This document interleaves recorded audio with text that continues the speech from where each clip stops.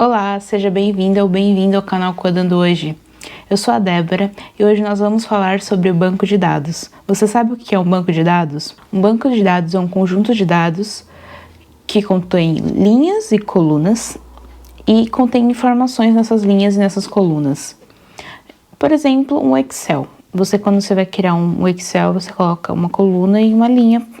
Dependendo do que você está fazendo, você está colocando uma coluna, por exemplo, nome, e uma linha, duas linhas com dois nomes diferentes, correto? É quase a mesma coisa. Só que isso é salvo através do back-end ou fazendo uma inserção manual. E assim a gente pode fazer a escrita e a leitura e também pode remover ele caso seja necessário. Existem dois tipos de bancos de dados, o relacional e o não relacional. O banco de dados relacional é quando você relaciona as tabelas entre si. Existe a chave primária da tabela, que é aquela chave única, que não pode se repetir da tabela. Então vamos supor, você tem uma tabela de usuários. Lá você vai ter todos os usuários e, por exemplo, vai ter o CPF. Então vai ter nome e CPF daquele usuário. E o CPF é a chave primária, porque é um parâmetro único, que não vai se repetir. Então a gente pode ter o João com CPF X e podemos ter o João com CPF Y. E assim vai ser diferente entre si. E caso se repita aquele CPF, o banco de dados vai dar um erro de chave primária. E assim, numa outra tabela, por exemplo, se a gente quiser relacionar essa chave primária, a gente vai, por exemplo, criar uma outra tabela. Endereços de usuários, vamos supor. Então, no endereço de usuário, a gente vai relacionar o CPF com o endereço. E vamos supor que tem um ID. O ID vai ser um autoincremento, que, por exemplo, todas as linhas vão ser diversas linhas e aquelas linhas vão ser incrementos delas. Então, se a gente tem um, depois vai ter o 2, depois o 3, o 4, o 5 e assim por diante. Isso que é autoincremento.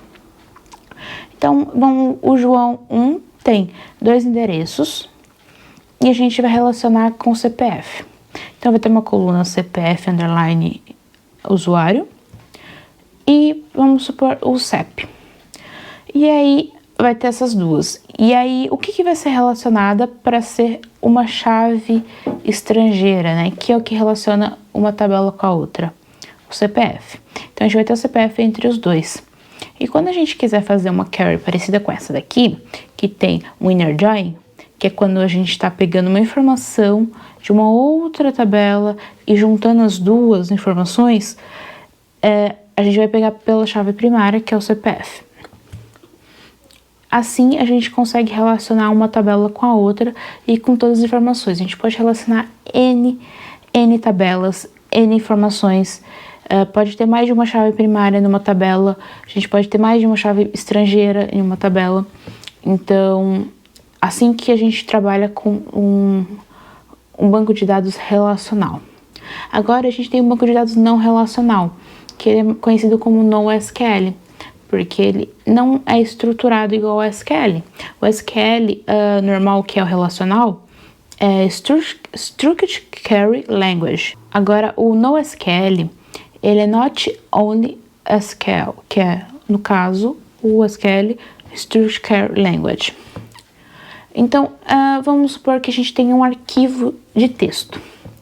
Nesse arquivo de texto, a gente pode colocar N informações.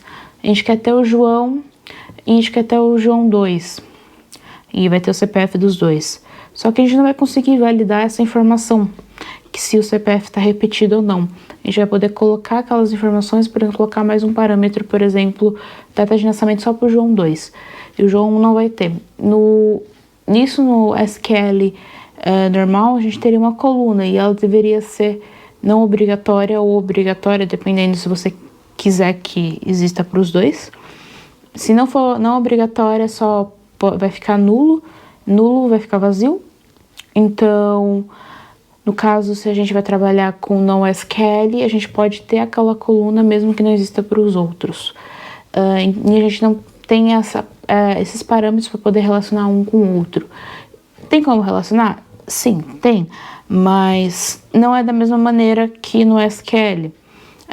Hoje, atualmente, se trabalha muito mais com o SQL, que é relacional, do que o não relacional.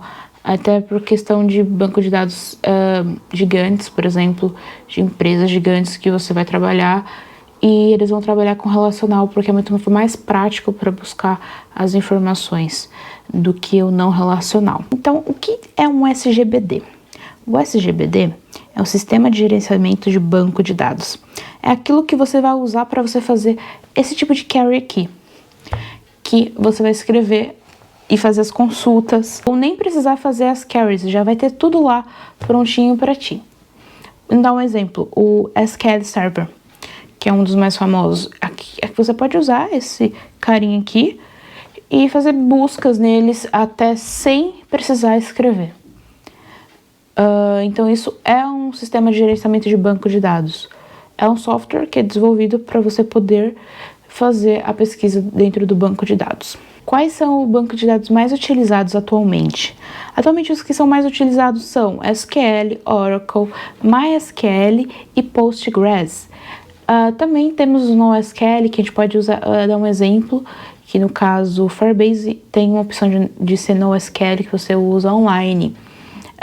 Para quem quer trabalhar com NoSQL, você pode usar isso e também pode usar o MongoDB. Então é isso, galera. Eu espero que vocês tenham gostado do vídeo. Se ficou com alguma dúvida, deixa aqui nos comentários e nos vemos no próximo vídeo.